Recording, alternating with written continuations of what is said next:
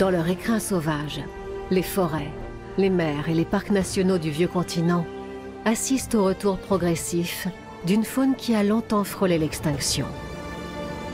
Départ immédiat pour un safari en images à la découverte d'une diversité insoupçonnée.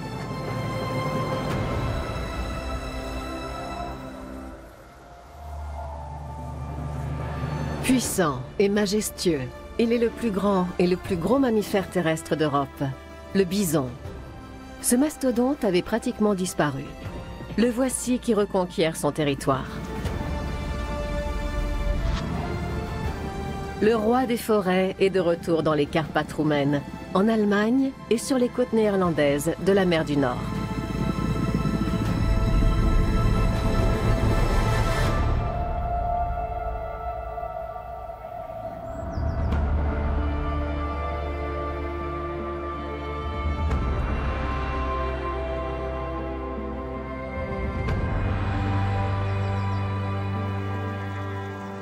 Elles font partie des chaînes de montagnes les plus élevées d'Europe et s'étirent sur 8 pays, les Carpates. Leurs contreforts méridionaux sont en Roumanie. Les monts Tsarku, avec leurs forêts primaires, abritent l'une des plus importantes populations de bisons sauvages.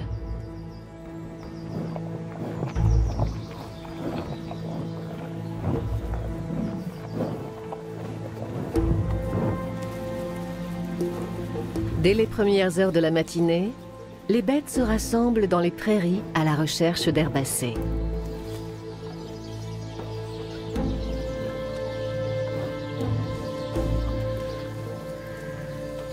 Les bisons d'Europe, cousins des bisons d'Amérique, sont les derniers bovidés vivant en liberté sur le vieux continent. Ils mangent pendant de longues heures, jusqu'à 60 kilos par jour.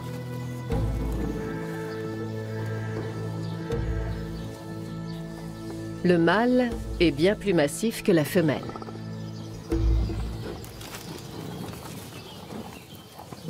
En juin, plusieurs petits ont vu le jour. Dans les premiers mois, ils suivent leur mère pas à pas.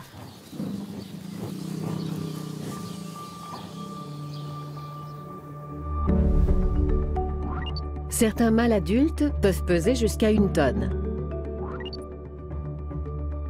Malgré leurs 2 mètres au garrot, les bisons sont vifs et rapides. Leur vitesse maximale est de 60 km/h.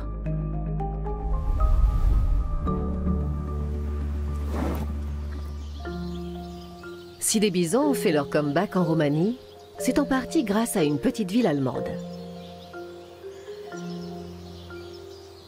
Le parc animalier de Springe, près de Hanovre, est une ancienne réserve de chasse royale. Aujourd'hui, on y voit paître des bisons par petits groupes entre les chênes centenaires. L'élevage compte actuellement une trentaine de bêtes.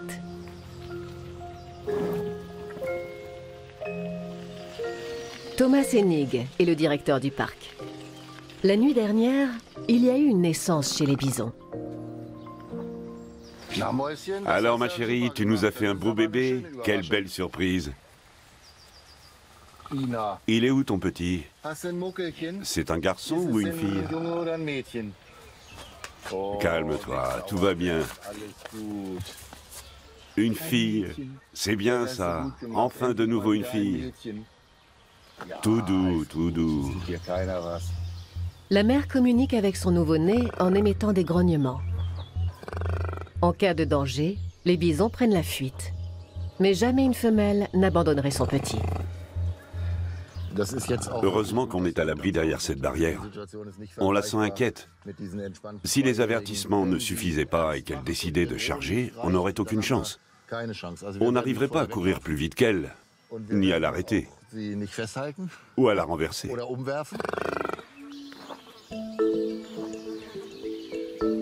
Le petit bison n'a pas encore de nom.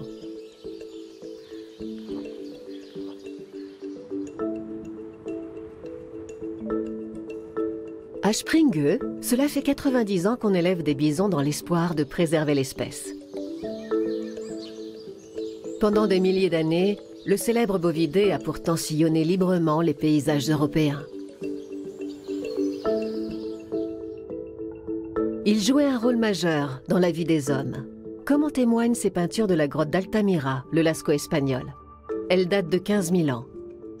L'ancêtre du bison actuel, le bison des steppes, était sans doute une importante source de nourriture au Paléolithique. Des dizaines de milliers de bêtes peuplaient alors les prairies et les forêts d'Europe. Mais les chasseurs les ont traquées sans relâche.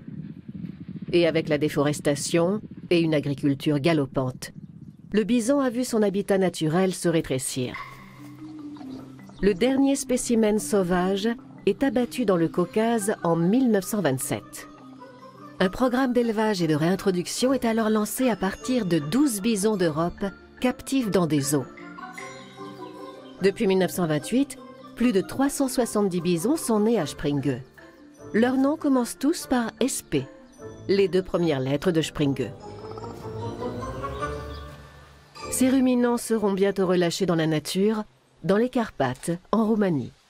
Thomas Hennig a constitué un groupe de femelles de 2 ans en mélangeant ces bêtes à celles d'autres élevages en Allemagne. De pures merveilles. Elles ont de la laine pratiquement partout et elles sont corpulentes. Ce ne sont pas des géantes parce qu'elles n'ont que 2 ans, mais elles sont toutes magnifiques.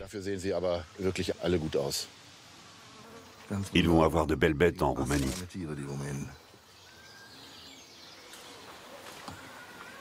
Thomas Hennig a un faible pour Spendera, qu'il suit depuis sa naissance. Il espère qu'une fois en Roumanie, elle pourra être localisée par GPS. Toute petite déjà, c'était une force de la nature. Aujourd'hui encore, elle est l'une des plus imposantes du groupe. Je pense qu'elle fera partie des privilégiés qui seront équipés d'un collier émetteur.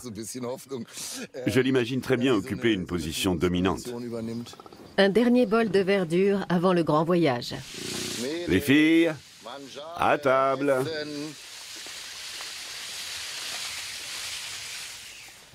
Des feuilles toutes fraîches. Les bisons en raffolent. À l'avenir, les bêtes devront cependant se débrouiller toutes seules pour trouver de la nourriture. Dans le processus de réensauvagement du bison, nous laissons la nature faire son œuvre. C'est là que tout se joue. Qui saura échapper aux prédateurs? Qui s'imposera à la saison des amours? Qui aura une descendance? Qui n'en aura pas? Thomas Hennig sait qu'il ne reverra plus jamais Spendera. Je suis quand même plutôt content, parce que je suis persuadé de l'utilité de notre action. Bien sûr, Spendera sera plus exposée aux dangers là-bas dans les Carpates que si je l'avais gardée ici, où elle serait morte de sa belle mort aux alentours de 25 ans. Ça va être un sacré changement pour elle.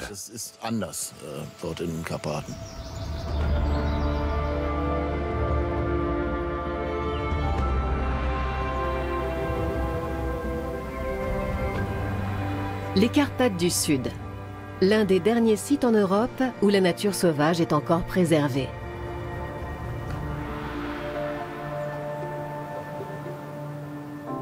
Les monts Starkou, avec leurs paysages intacts et leurs forêts primaires à perte de vue, sont peu densément peuplés.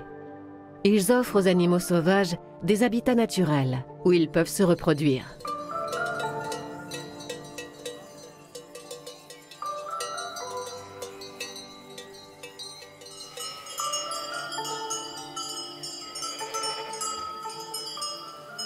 Plus de 150 espèces de plantes et d'herbes aromatiques trouvent ici un milieu favorable.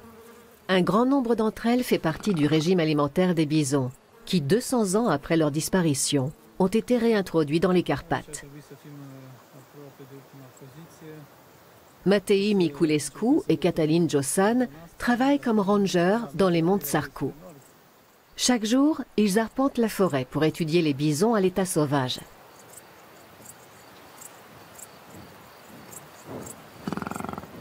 Les 64 spécimens qui évoluent ici viennent pour la plupart de zoos ou de centres d'élevage. Pour l'heure, on sait encore peu de choses sur la manière dont les bisons composent avec leur nouvelle liberté et les dangers de la nature. Les bisons sont localisés grâce aux signaux émis par leur collier. Les dernières données ont été envoyées la veille au soir sur les téléphones portables des rangers. Trouver les bisons relève du jeu de piste, parce qu'ils se déplacent beaucoup en très peu de temps. En 1 heure, ils peuvent parcourir jusqu'à 3-4 km. Mais quand on tombe sur des traces fraîches, ça augmente nos chances.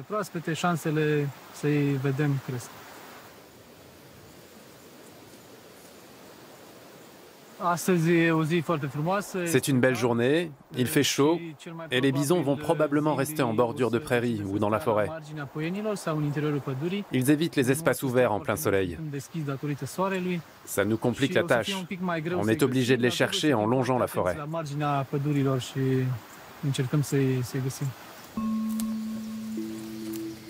Soucieux de diversifier leur alimentation, les bisons multiplient les kilomètres pour trouver de la nourriture.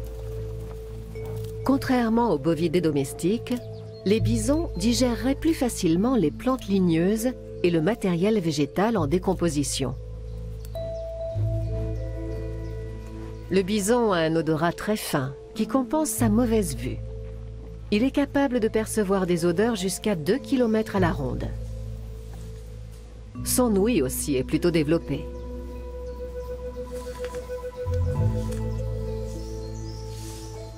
Pister les bisons nécessite de l'intuition et une bonne dose d'expérience.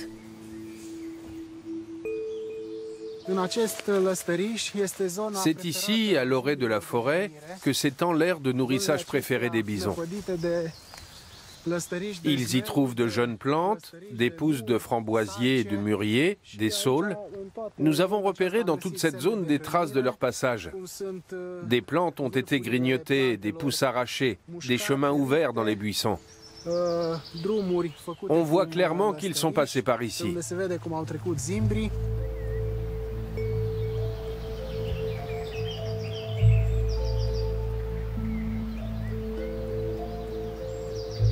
Les bisons s'en prennent aussi aux hêtres, dont ils raffolent. Longtemps, les habitants de la région se sont demandé qui pelait ainsi les arbres. Jusqu'à ce que Matei Miculescu découvre l'auteur des dégradations. Alors, les bisons s'y prennent comme ça. Ils attaquent l'écorce en bas avec les dents. Ici, on peut voir de nombreuses traces de dents. Puis ils tirent l'écorce vers le haut jusqu'à ce qu'elle cède. C'est impressionnant. Cette écorce a été arrachée sur une hauteur de 10 mètres. Cet écorçage bloque les arbres à croissance rapide dans leur expansion, ce qui permet à d'autres de mieux se développer.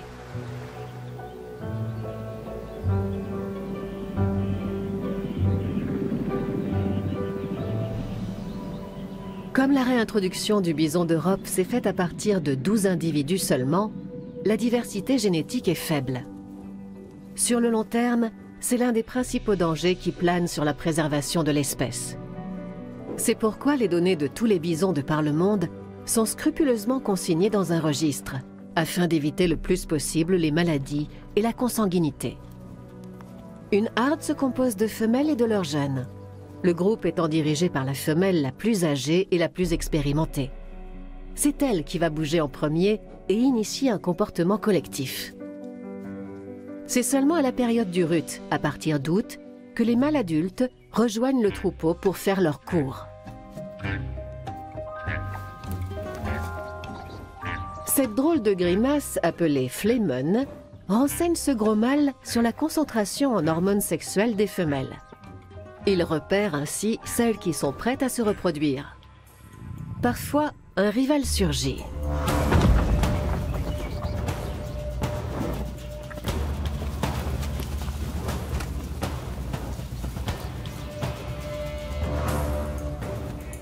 Ces duels servent à déterminer qui aura le privilège de se reproduire. Le combat ne se termine en général qu'avec l'abandon d'un des deux mastodontes. Certaines blessures peuvent être mortelles.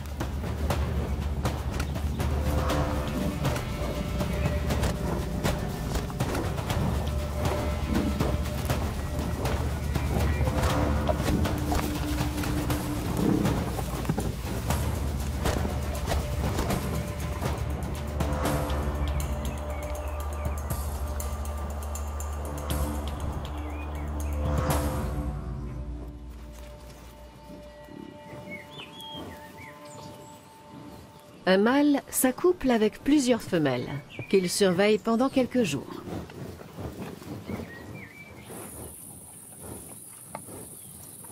À peine 9 mois plus tard, les premiers petits viennent au monde.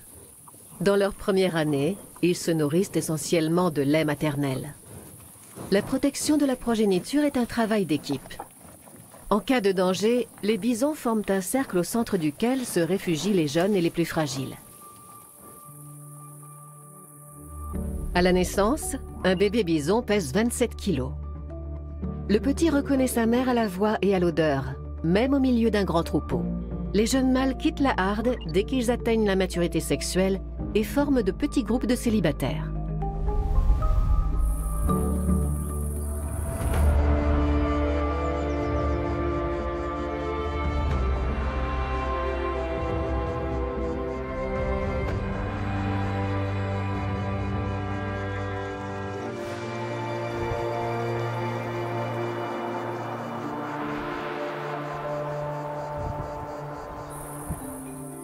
Springe, au petit matin. Encore une semaine jusqu'au départ pour la Roumanie. Les bisons doivent rentrer à l'étable, le temps d'une quarantaine.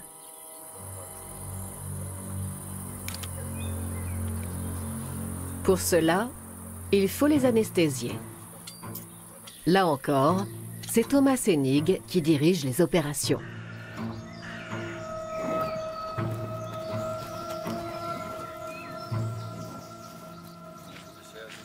Thomas Sénig et son collègue Thomas Tendera ont défini un mode opératoire. Les deux premiers tirs doivent toucher d'entrée de jeu deux animaux en même temps. Car après ça, les bêtes risquent de paniquer et il sera plus difficile de les atteindre. 23 mètres. Ça fait combien jusqu'au tas de sable? Jusqu'au tas de sable, 28. Les gros herbivores ont comme un pressentiment. Ils prennent aussitôt la poudre d'escampette. Trop tard. Mince. Dommage. Mais Thomas Sénig connaît le péché mignon de Spendera. On va les attirer avec des branches, c'est leur nourriture préférée.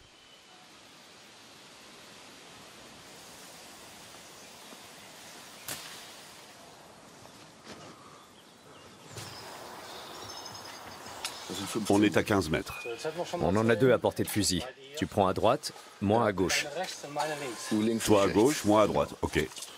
La mienne a bougé. La mienne n'est plus là. Spendera apparaît soudain dans le viseur. Tu te concentres sur celle de gauche?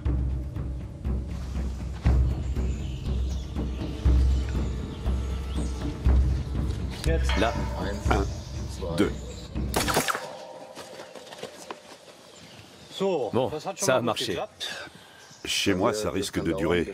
Le tir est moyen.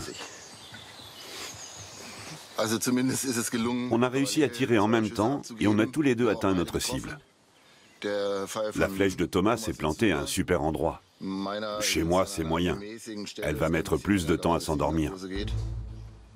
Thomas Sénig est inquiet. Les bisons risquent de suivre leur instinct. Chez les bisons, c'est un signe de maladie quand l'un d'entre eux se met à tituber et à marcher de façon désordonnée. Ils ont tendance à se débarrasser de l'individu malade. Pour nous, ça serait une catastrophe.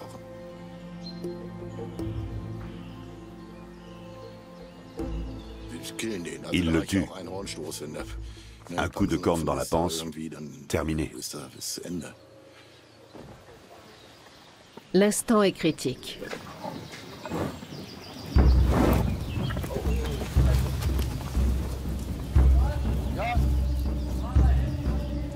Cette vieille femelle dominante veut tuer l'animal qu'elle croit malade.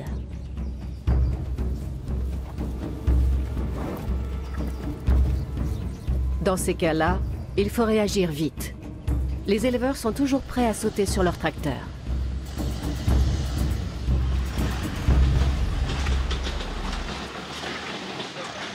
La belle endormie est sauvée in extremis.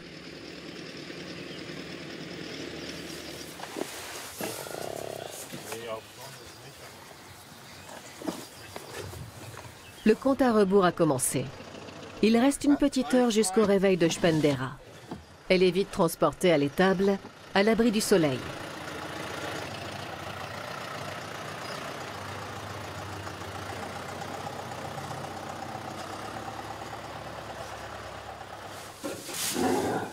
Maintenant, c'est au vétérinaire Philippe Cleneux de jouer.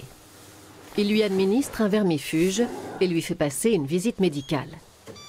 L'objectif est que Spendera arrive en bonne santé en Roumanie et ne propage aucune maladie infectieuse dans sa région d'adoption. Une dernière prise de sang pour le laboratoire. Quand les bisons se mettent à respirer profondément, c'est qu'ils ne vont plus tarder à relever la tête. Les oreilles se mettent à bouger, c'est plus prudent de quitter le box. Sinon, on risque de se prendre un coup de sabot dans le tibia.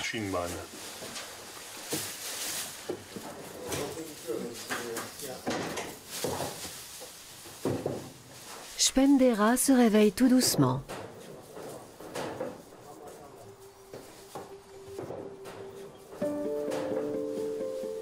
Elle ne semble pas traumatisée par sa petite mésaventure.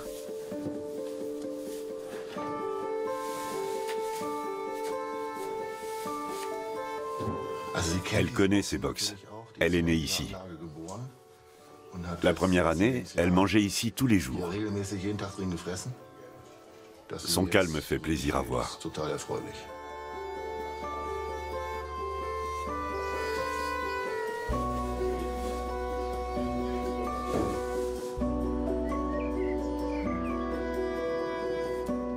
En Allemagne comme en Roumanie, les bisons ont reconquis les forêts. Ici, à 1800 km des Carpates, ils vivent au milieu des dunes.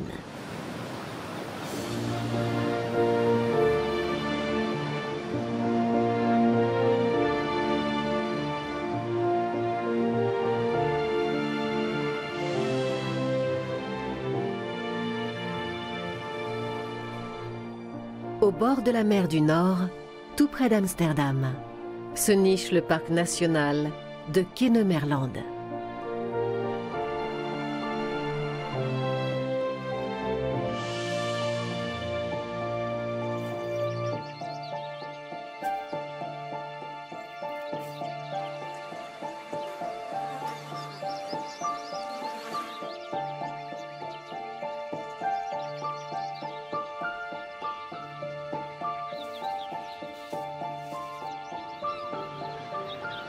Créé en 1995, le parc constitue aussi un important réservoir d'eau potable pour les populations environnantes. La biologiste Esther Rodriguez et le ranger Ruud Maskant s'occupent de la préservation de ce paysage de dunes qui tranche avec les habitats traditionnels des bisons. Il s'étend juste à côté de l'aéroport d'Amsterdam. Nous sommes ici dans un environnement très particulier, entouré de grandes villes et densément peuplé. C'est un refuge pour les animaux et les plantes. Il y a peu de visiteurs. Ici, parmi les dunes, on entend vraiment battre le cœur de la nature.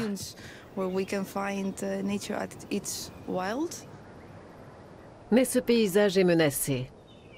Les pluies acides, qui résultent de la pollution de l'air par les activités industrielles et la circulation automobile, détruisent le sol sablonneux, riche en calcaire. La flore typique du littoral cède du terrain à une végétation dense qui prolifère. Sans les bisons, cet écosystème dunaire unique en son genre disparaîtrait.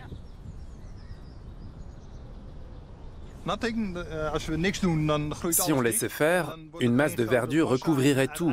Et à la fin, il n'y aurait plus que de la forêt. Notre objectif est d'avoir un paysage ouvert, propice au développement des plantes locales. Les graminées en profitent aussi. Voilà pourquoi nous agissons de cette manière. Il y a 13 ans, les premiers bisons entrent en scène et donnent un nouvel élan à l'écosystème. Avec leurs gros sabots, ils créent des trouées dans la végétation. Ils ratiboisent les arbustes et dévorent les branchages que les autres espèces dédaignent.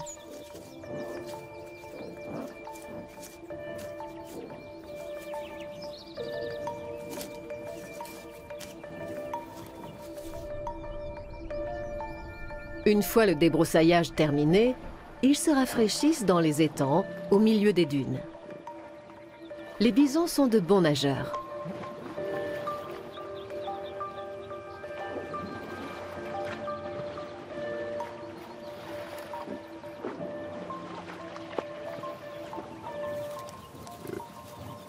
Un bain de sable pour se débarrasser des parasites. En se roulant assis sur le sol, ils font reculer la végétation et favorisent l'apparition de surfaces sablonneuses.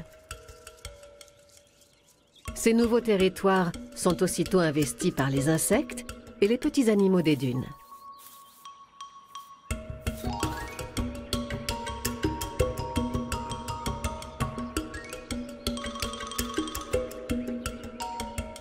Au beau jour, les bisons se débarrassent de leur manteau d'hiver en se frottant contre les arbres. Dans la nature, rien ne se perd. La biologiste Esther Rodriguez a pu l'observer ici aussi.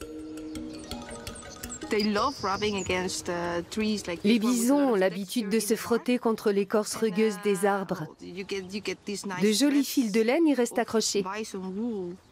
Ça ressemble à de la laine de mouton, douce et moelleuse à la fois. Ces poils, d'autres habitants des dunes les récupèrent. Les oiseaux utilisent cette laine douillette pour tapisser leur nid. Selon la biologiste, ce confort supplémentaire optimiserait leurs chances de reproduction.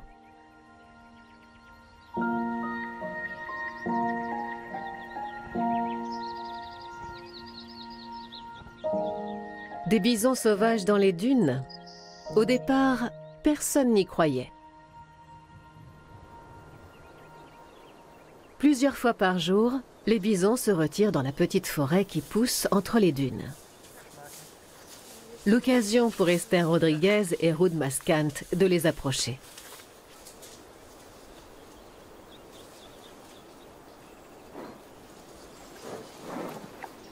Lorsqu'ils sont occupés à ruminer, les bovidés sont généralement calmes. Les spécialistes en profitent pour réaliser leur bilan mensuel. À l'aide de tableaux, ils suivent l'évolution des animaux. L'objectif de cette étude est aussi de faire taire les critiques en démontrant que le gros cornu a aussi sa place dans cet environnement. Les bisons sont originaires d'Europe de l'Est, où ils étaient les rois de la forêt.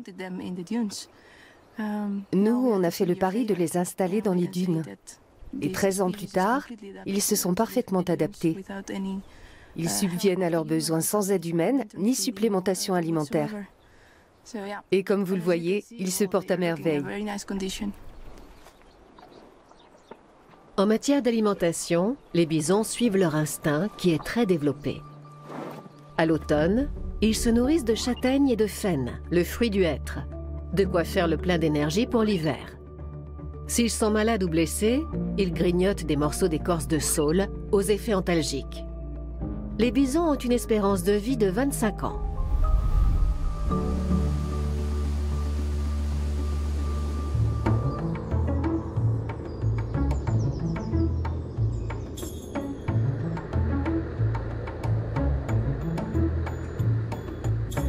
Retour à Springe, où le grand jour est arrivé. Une société spécialisée dans le transport d'animaux vient chercher Spendera et ses 5 camarades.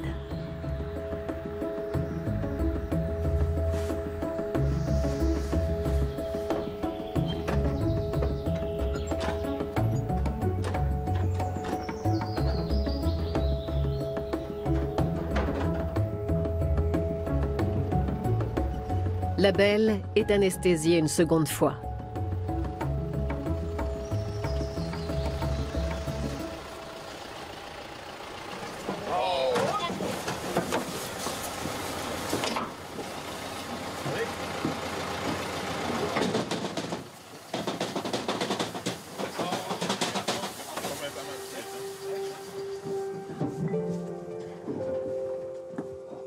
Thomas Hennig voit son vœu exaucé. En tant que femelle dominante, Spendera est équipée d'un collier émetteur portant le numéro 104. Cela aidera les rangers roumains à la localiser dans les montagnes.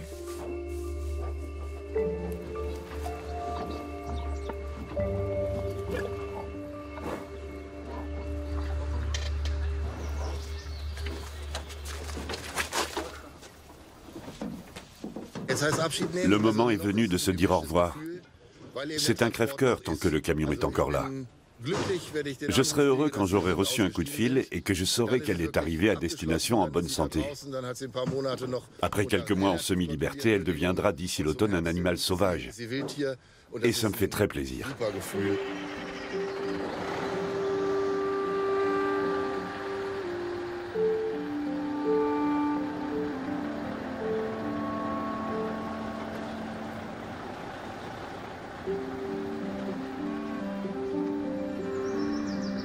« 1500 km, 18 heures de route. C'est parti pour un long voyage jusqu'au mont Starcu, en Roumanie.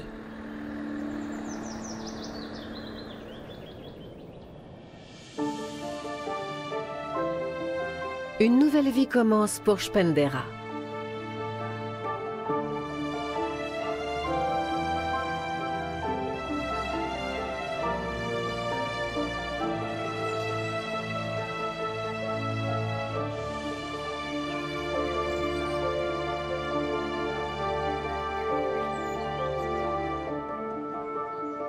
Les rangers sont prévenus de l'arrivée imminente du camion.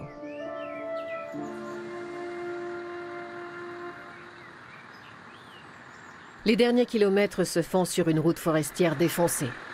Une fois qu'elle sera arrivée au terminus, Spendera passera d'abord 2 mois dans un enclos, le temps de s'habituer à son nouveau pays d'adoption.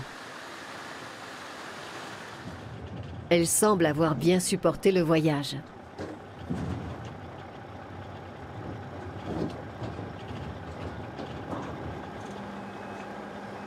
Les portes de la liberté vont bientôt s'ouvrir.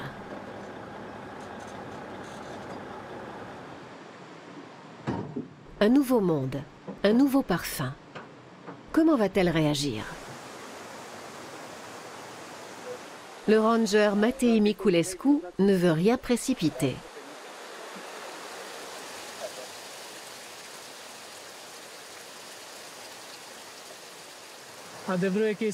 Les animaux sont un peu perturbés. Ils sont dans un nouvel environnement. Ils ne savent pas ce qui les attend. C'est normal qu'ils prennent du temps pour entrer dans l'enclos. Du feuillage bien vert. Voyons si ce stratagème fonctionne ici aussi.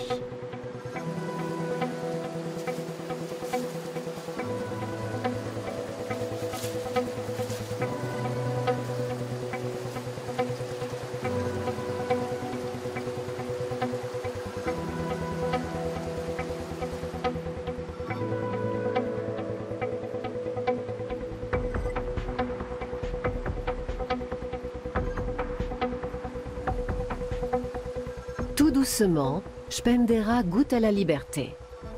Les autres ne devraient pas tarder à l'imiter. Cette femelle dirige la harde. Il est important qu'elle sorte en premier pour que les autres la suivent.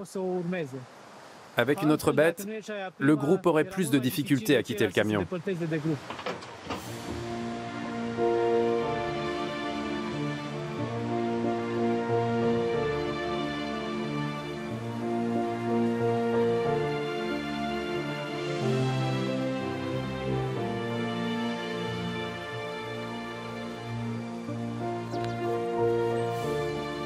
De nombreux défis attendent Spendera et ses congénères.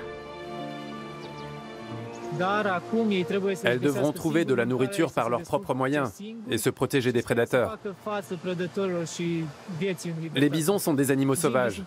Il est normal qu'ils vivent en liberté.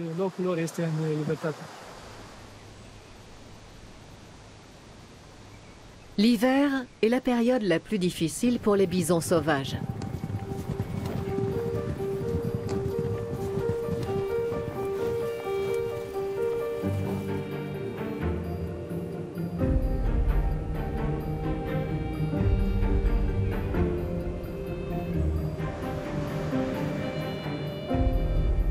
S'ils sont protégés du froid grâce à leur laine, ils bataillent pour trouver de la nourriture. Surtout quand une épaisse couche de neige recouvre le sol. Seuls les plus forts s'en sortent. Les autres sont à la merci des prédateurs.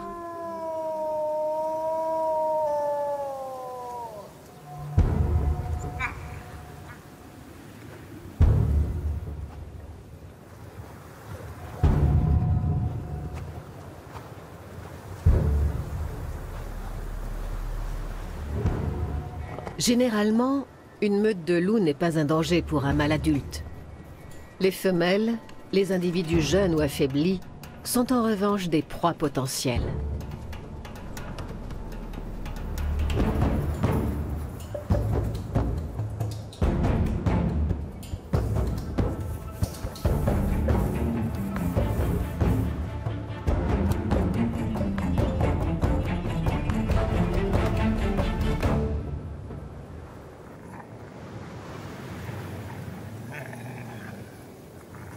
Pour des loups, un bison représente un véritable festin.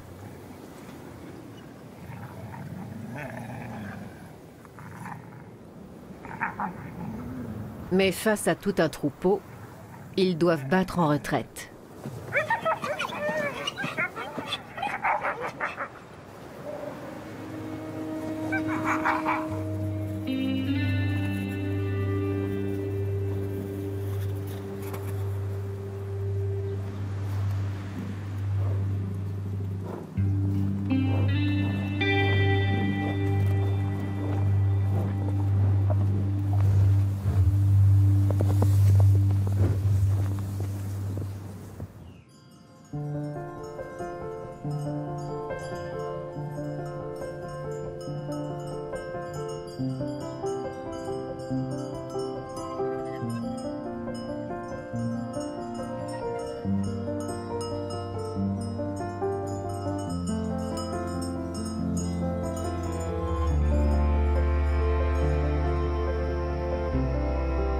L'automne dans les Carpates.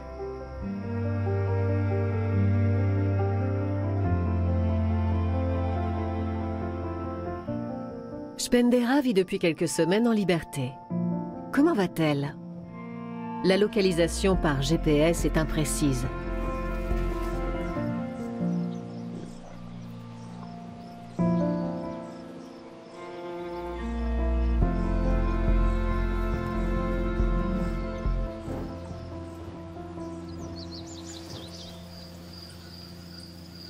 Katalin Jossan se met à la recherche de Spendera.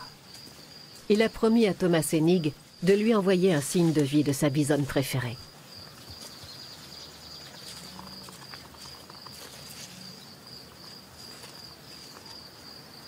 Le dernier signal provenait de cette région. Ces excréments de bison vont peut-être le mettre sur une piste. Zimbrii mănâncă, după care pornesc. Après avoir mangé, les bisons ont l'habitude de faire une promenade digestive quotidienne. Comme ils se déplacent beaucoup, leurs excréments se retrouvent parfois à 10 ou 15 km de l'endroit où ils se sont restaurés. C'est une belle bouse. Elle provient certainement d'un mâle de grande taille. Ce n'est pas donné à tout le monde de faire un truc pareil au milieu de la forêt. Le ranger prélève un échantillon pour le laboratoire en vue d'une recherche de parasites. L'ADN permettra l'identification du bison. Et puis soudain, une trace toute fraîche d'une jeune femelle.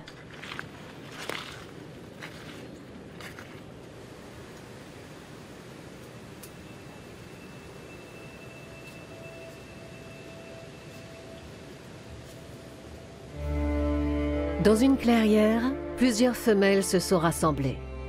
Parmi elles, Spendera, reconnaissable à son collier numéro 104.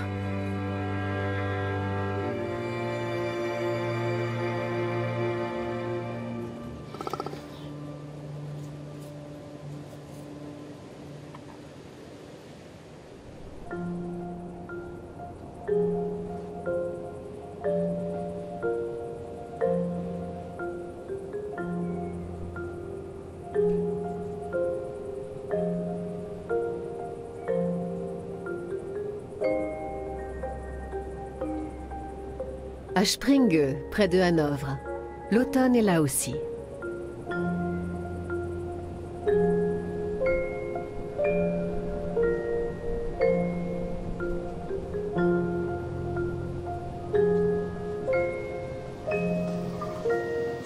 Un nouveau troupeau a investi l'enclos. À peine les dernières bêtes ont-elles été réintroduites dans la nature que les suivantes prennent le relais. Alors, mes jolis? Ce matin, il y a des châtaignes au menu. L'an prochain, en mai, les nouvelles pensionnaires partiront elles aussi pour la Roumanie.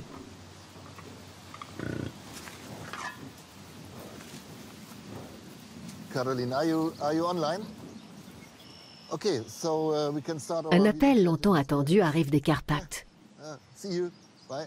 Cela fait des mois que Thomas Hennig n'a pas été en contact avec ses collègues roumains. Okay, good Bonjour. morning, Caroline. Content de te voir. Bonjour. Comment vas-tu? Et les animaux? On a retrouvé les bisons, y compris Spendera. Je t'envoie de jolies photos par mail, ok? Avec plaisir. Pendant 2 ans, Thomas Hennig a préparé Spendera à ce retour à l'état sauvage, étape essentielle pour la survie de l'espèce. Il revoit aujourd'hui son ancienne pensionnaire pour la première fois après 3 mois. C'est super. Je suis fou de joie. Elle a l'air en forme, elle est magnifique. L'important, c'est que les bisons conquièrent maintenant de nouveaux territoires et que la nature conserve ses bêtes en tant qu'animaux sauvages. On a essayé de faire au mieux pendant la période de transition, mais on ne peut pas faire ça tout le temps. Un animal sauvage doit retourner à la nature. Il doit apprendre à s'imposer. Cela va prendre du temps jusqu'à ce que de grandes hardes de bisons sauvages fassent de nouveau partie du paysage. Aujourd'hui, plus de 6200 bisons sauvages sont de retour en Europe. Mais le roi des forêts est toujours considéré comme menacé. Si l'espèce veut survivre, les troupeaux devront s'agrandir. Pour cela, ils auront besoin d'espace, d'écosystèmes préservés et de la tolérance des hommes, qui devront respecter les habitats de ces animaux sauvages, avec toutes les contraintes que cela implique.